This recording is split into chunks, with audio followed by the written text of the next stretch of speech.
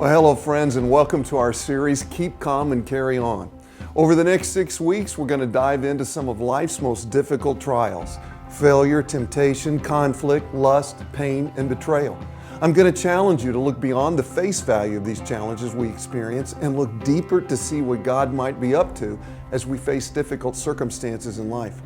I want to give you hope to trust that God will keep His promise to work all things together for good.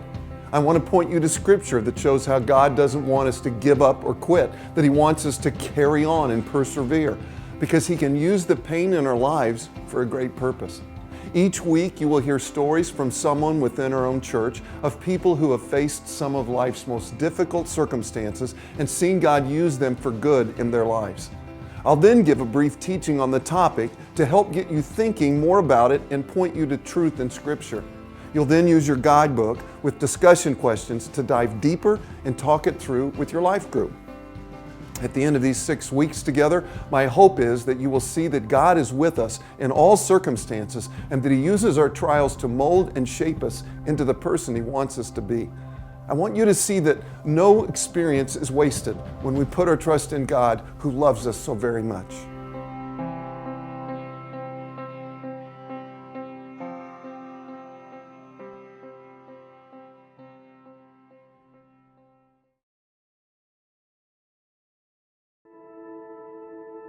My wife divorced me in 1999, and my children were small then. They're 28 and 22 now, and having them on weekends was really difficult. It was kind of like I had to be the Disney World dad every time I had them on, and trying to support two households. It was really a struggle.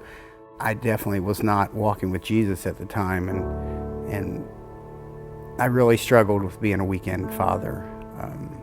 As they got older, through court battles that were continually going on, there was a pullback from me that they just decided they didn't want to be a part of my life.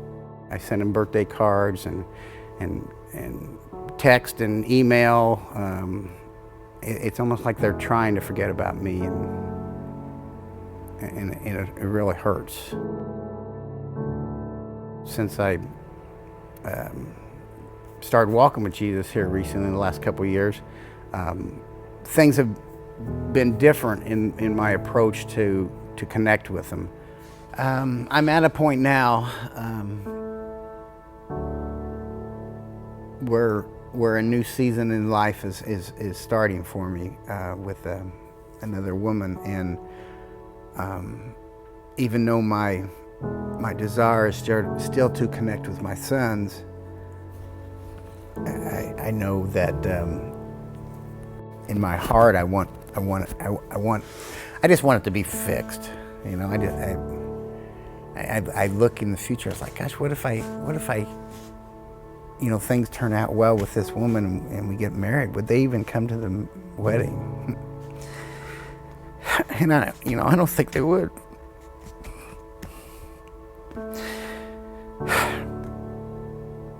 But I don't know. I'm going to invite them, or whatever happens in life. I want to include them, so I'm always going to invite them. I'm always going to continue to remember their birthdays.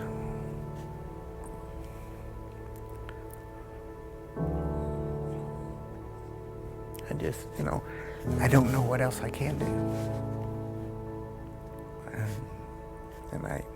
And I'm really grateful that I got people in my life that will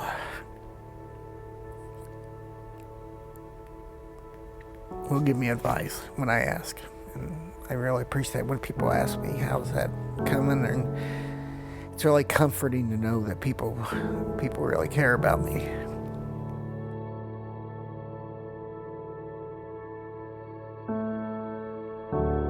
I believe God gave me a new heart.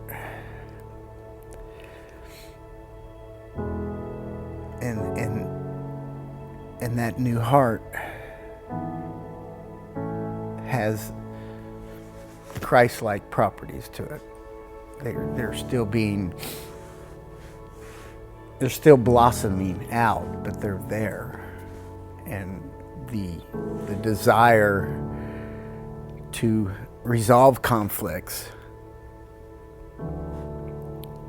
is and it's there. I mean, I'm troubled when there's conflict. I can't just act like nothing's happening and just go on. And I see so much of that in the world today, in the church today. I see that. People aren't talking to their sister or their brother or whatever, sons and fathers, and it just makes no sense. But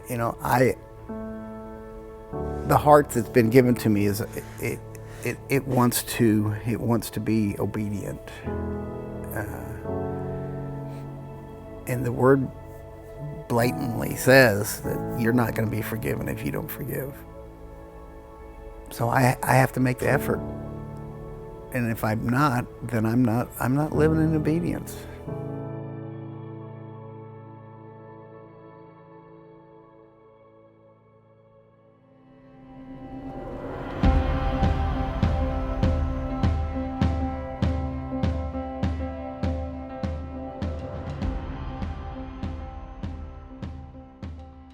I once heard a story about President George W. Bush from when he was governor of Texas.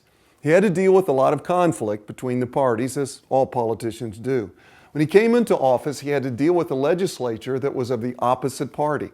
Early in his term, he met with the opposition leader of the legislative branch with the hopes of building a cooperative coalition for the future. The meeting was a complete failure. There was no agreement and plenty of conflict. As the story goes, at the end of the session, as Bush got up to leave, he reached over and grabbed the opposition leader with both hands and gave him a big kiss on the cheek. Well, the man was completely stunned. His face turned red and he said, "What did you do that for?" And Bush said, "If I can't get your cooperation, I'm at least going to get a kiss." Well, the opposition leader broke up in laughter, and that was the beginning of a great friendship and the end of conflict. Well, wouldn't it be great if all of our conflict ended with a kiss? Well, I guess that depends on who you're in conflict with. But the truth is, conflict can be hard and messy. But because God places such a high value on relationships, and the enemy will do anything he can to drive us apart, it's simply something we cannot avoid. This is our third week in our 6-week series called Keep Calm and Carry On. We're taking a look at some of life's most difficult trials.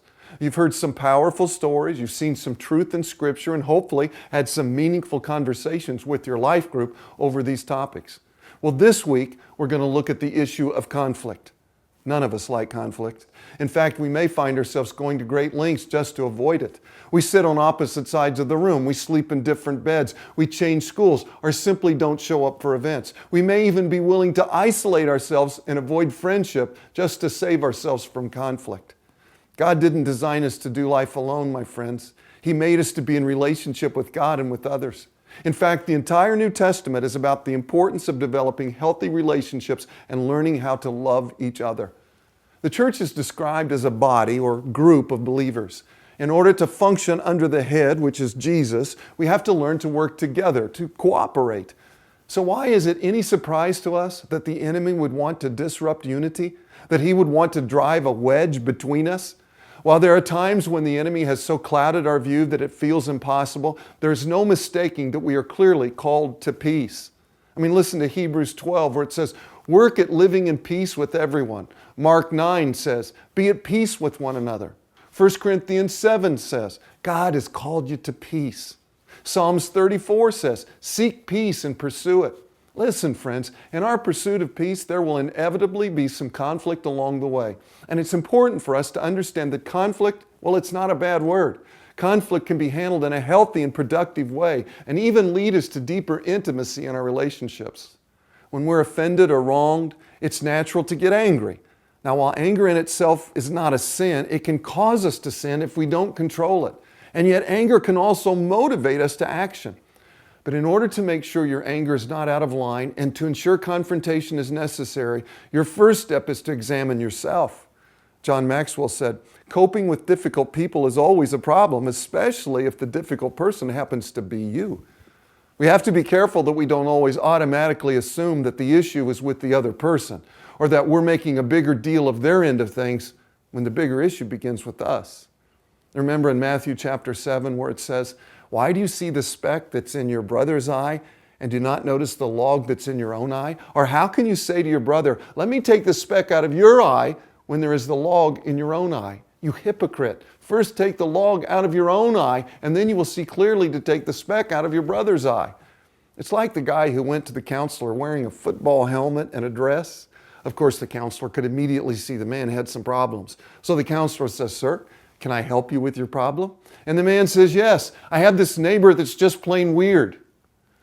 Well, make sure you've taken time to pray and look inside yourself before you immediately lay the blame on somebody else.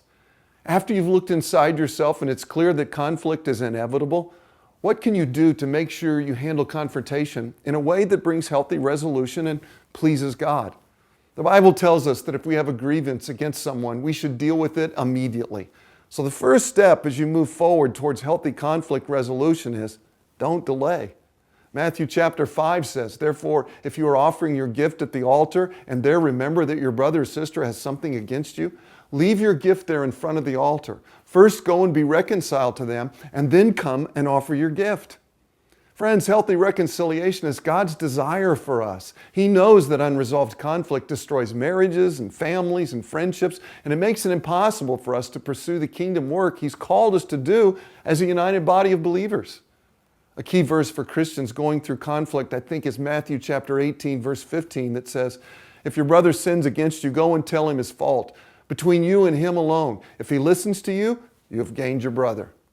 So first, you go directly to the person who has wronged you.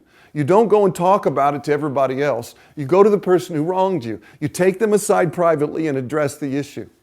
Well, the next verse goes on and says, "But if he does not listen, take one or two others along with you, that every charge may be established by the evidence of 2 or 3 witnesses." In other words, if they don't respond to your initial attempt to reconcile, you can ask a neutral party to act as a mediator. Ask a counselor, maybe a pastor, to help. After every healthy attempt has been made and the person still refuses to resolve the conflict, the Bible tells us that their choice to refuse reconciliation is rebellion towards God. The issue is then left between that person and God.